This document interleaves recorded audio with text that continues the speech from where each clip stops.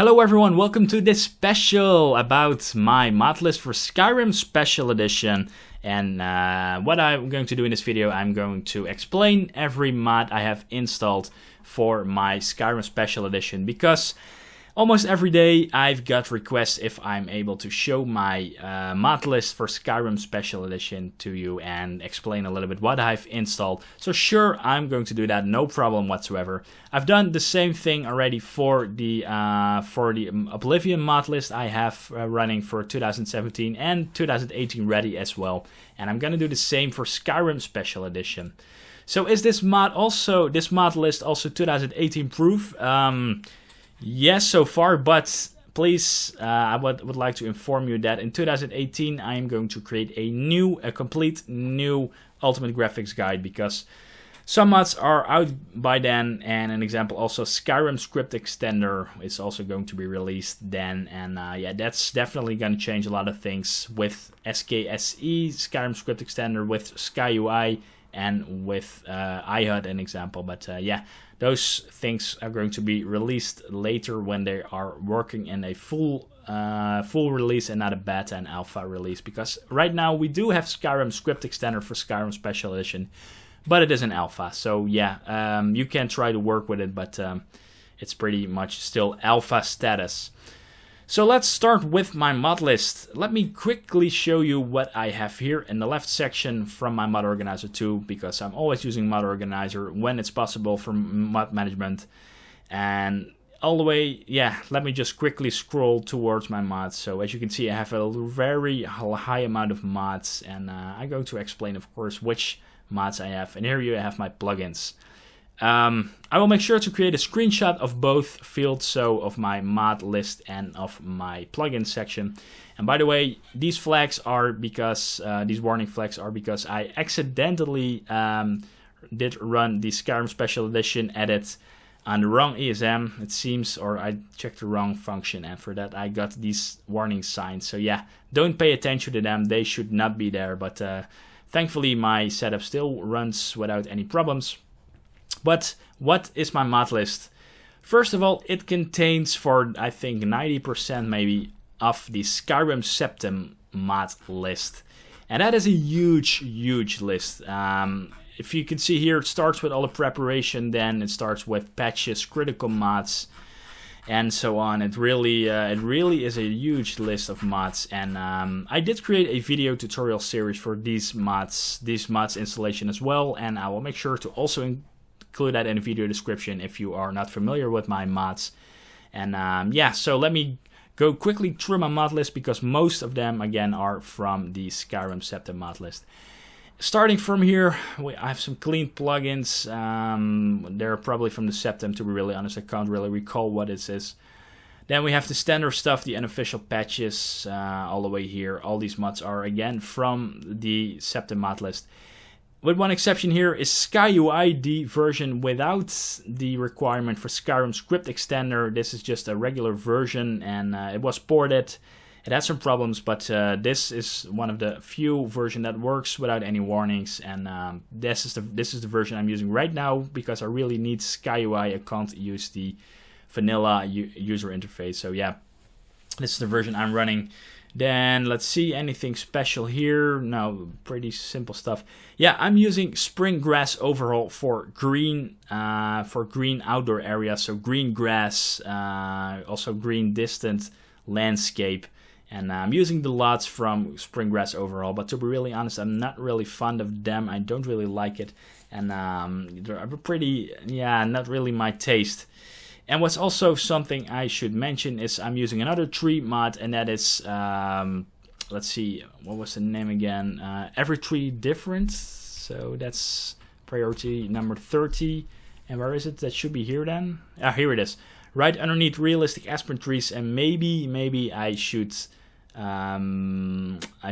get rid of one of these mods. And let's see, yeah, Every Tree Different. I'm not really sure if it comes with lots, to be honest. Maybe I'm just, placed the freaking lots wrong. But I suggest if you install Every Tree Different, you do not install it here. Maybe you should just put it in the last load order, because it's going to replace every tree with photorealistic textures. Absolutely recommended mod, so I suggest you check it out. It's just, you can find it on the Skyrim Special Edition Nexus, but yeah, this is my setup for trees. So I have verdant for the grass, I have realistic aspen trees, which also, if I have to be honest, are a little bit weird. Skyrim Flora overall, realistic aspen trees, verdant, spring grass overall. This is not in the Skyrim Septim mod list, so this has been done by myself, and then every tree different. But I think you should place it actually under spring grass overall, and I have not done that, so maybe that's going to fix my lot problem. And that's a cool thing. I've seen it right now while creating this small video. But yeah, so these are both custom mods which I'm using. This is also a good mod, but it messed up my lot, so I had to disable the mod. Then let's see, for the rest, all pretty standard stuff. All the rocks, grass, tree, roads, specific textures. Then here we are going to continue with character mods. So these are both hair mods, KS Airdos, Apache Sky Air, and the rest are all character mods. Then overhauls for cities and all. So yeah, pretty standard stuff from the Skyrim Septim page. You have to check it out. It's really a very good guideline for installing the most wanted graphical mods for Skyrim Special Edition. And yeah, I have to say, I can understand people tend to still keep being use the original Skyrim Old Rim, because not every mod has been ported to Skyrim Special Edition, and some graphical features are still not fully functional in the new ENB. But for me, 64-bit modding really is something I do not want to miss, and it's so nice not having your Skyrim crashing at 5 minutes of playtime. Even with all these mods, I rarely have a crash. So yeah, really stable 64-bit. I can really notice a difference in that. So that's the reason I'm only creating Skyrim Special Edition content from now on, because I think there are a very good level, and with Skyrim Script Extender next year, there is no reason not to mod and develop for Skyrim Special Edition anymore. So let's see. Yeah, the rest are all, again, stuff from the Skyrim Septim list. Check that out. Or check out the screenshot in the video description for the full list of this all. And then we are here at the weather mods. And as you can see, I have only one activated, because you can actually have only one weather mod activated simultaneously. So they don't work simultaneously. I mean, either select one. And then there's a thing you should notice. Your ENB, if you're using one, should contain configuration options, or at least should be configured for your specific weather type. And in my opinion, the best ENB out there is from Firemanaf. He has actually both. He has the re-engaged ENB, and his newer ENB is NVT Natural View Tamriel. And I also want to do a shout out to Firemanaf. Thank you very much for all your suggestions. He sometimes suggests what I can try as a weather mod as a ENB preset from his ENB, and I think absolutely the best ENB. If you search for ENB here, you will find his re-engaged ENB. Also, still the top with a mile ahead from other ENBs when it comes to download results. So the results don't lie. In my opinion, absolutely the best ENB. So that's the reason I'm also using his ENB. But I'm going to explain a little bit more later of that in combination with the weather mods. So for that, I only have one weather mod, and you should only have one weather mod active at the same time. You can't use them at the same time, so only have one weather mod active at the time. So that's what I have here. Currently I have NAT, Natural Atmosphere Tamriel, activated. Then water mods, and the Skyrim Septim mod list ends at Enhanced Lights and Effects. So these other mods are all added by me. Let's see what are the special mods about this. Weather Control is a mod that allows me, as the name says, to control weather in specific conditions. So if I want to have rain or cloudy weather, sunny weather for showcase recording, I can do that very easily with this mod.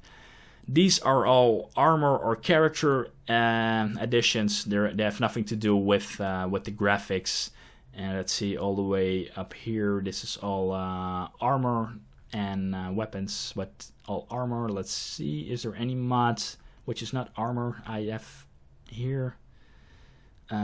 Armor weapons. Okay, pretty much all custom armors and all. Yeah, Serranaholic is now a standalone, so I had to disable the all-in-one with the Bajin mods.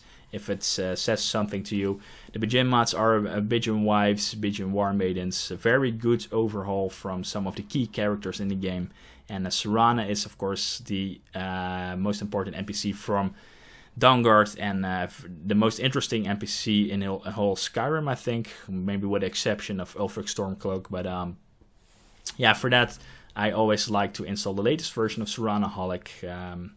And let's see, Valerica also. And the other ones, the automatic crossbows, are just it's just a weapon mod. But this mod, the last mod, is Obsidian Mountain Fogs, and I've installed that because I like more fog around the mountains. So yeah, that's pretty much everything in a nutshell. When it comes to plugins, I gotta be honest, I don't do anything about it. To be really honest, the order of the plugins is correct if you install the Modlist according to the Septim guide. I messed something up here in between, so I had to run loot a couple of times, and for that the order it's okay, it's working, but I'm not really sure if it's ideal with loot.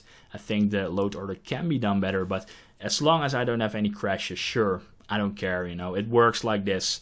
And again, these error messages I got because I accidentally cleaned a wrong file with Skyrim Special Edition edit, but don't pay attention to that. So again, you can check out the screenshots from my plugin section and my mod section in the video description. So what I told you before about my weather mods in combination with an ENB, because an ENB is the only thing you can manage with the mod organizer, with mod organizer, because it's being installed in the Skyrim main game folder. But again, the ENB needs to have some presets specifically for weather mods, and sometimes I'm using Dolomite weathers, and sometimes I'm using this sorry, NAT, Natural Atmospheric Tamriel. And what's the difference between them? Well, I've created 2 showcases on YouTube. I'll also make sure to include the video link in the description. And this is NAT, and as you can see, it has more realistic colors in comparison with Dolomite, which I'm going to show you in a bit. So as you can see here, it's a bit more realism, and I would suggest you check out the videos because they say more than the in-screen YouTube I'm showing you here. And the other one is Dolomite, and Dolomite is a little bit more fantasy-like, a little bit more colorful. Oh, let me show down the music, and you especially going to see that. Oh, sorry, this is not Dolomite. Let me see if I'm able to actually go to the Dolomite video. This is Dolomite, I think. Yeah, this is Dolomite. Let's see. Yeah, this is a very colorful shot here. This is Dolomite, so that's way more fantasy-like instead of NAT. So yeah, that's a little bit of a difference. So how do I quickly switch between my ENBs? Because an ENB with the presets are pretty large amount of files. What I've did is I've created 2 presets for myself, and let's see.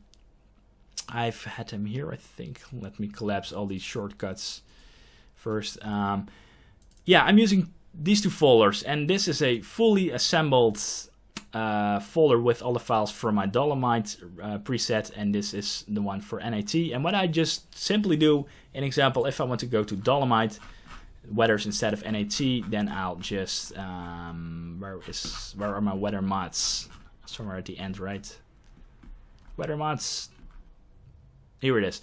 An example, if I want to have Dolomite, I just uncheck NAT, and then I'll check Dolomite, and then I am just copying the content of this folder inside my Skyrim Special Edition main game folder.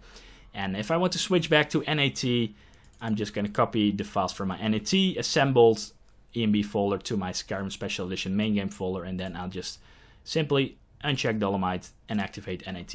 And that's pretty much it if you want to quickly switch between a weather mod and that specific ENB preset for that weather mod. So yeah, hopefully this wasn't too long of an explanation. Maybe you only wanted to see the mod lists from me, which you can, because I will again make sure to create a long big screenshot of my mod list here and my plugins section if you really want to care about that. But I only it's not really worthy to pay attention to that because I just again sorted this with loot.